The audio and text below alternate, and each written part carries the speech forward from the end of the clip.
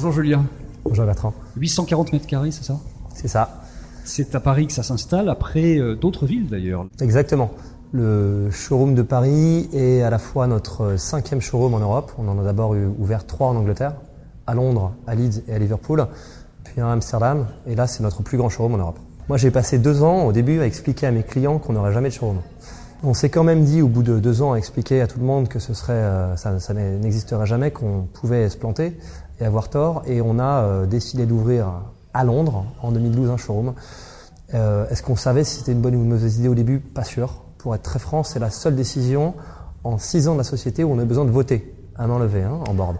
On considère que ça a été une des meilleures idées qu'on ait eues sur les dernières années. Pourquoi? Parce qu'il reste toujours une partie de la population qui aura du mal à acheter sans toucher un produit, sans s'asseoir dessus. On n'achète pas ici. On n'achète pas ici. En fait, ce qui se passe, c'est qu'on est un showroom de destination plutôt qu'un magasin que vous allez croiser dans une rue passante. C'est des gens qui nous connaissent, qui viennent du site, qui viennent au showroom. Mais ce qui est important derrière, c'est de les rediriger vers le site internet. Il y a des expériences très physiques, très tactiles et très connectées à la fois. Ouais, alors la plupart des clients qui viennent visiter le showroom ont généralement une idée assez précise, en majorité des produits qu'ils souhaitent voir. Vous avez 2 choses. La première chose, c'est que vous pouvez retirer un petit papier, une petite fiche avec les dimensions du produit, ses caractéristiques, etc.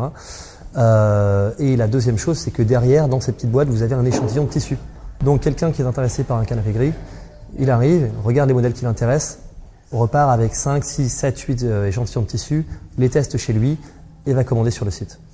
La deuxième chose importante, c'est qu'on a des tablettes qui leur permettent de se balader dans le showroom. On n'a pas de prix indiqué, on n'a pas de fiche produit visible, on a des petites cartes tag en technologie NFC qui permettent aux clients de taguer la carte avec leur tablette, s'affiche la fiche produit avec toutes les informations nécessaires.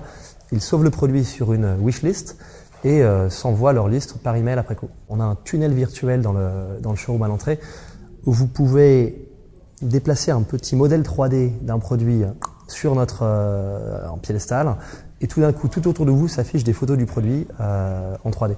Ça permet de donner une véritable bonne idée à votre client d'à quoi va ressembler son produit chez lui. C'est sympa et c'est bien, on essaie de le faire, de travailler avec des technologies avancées, mais on va uniquement les utiliser si on considère que l'expérience est good enough.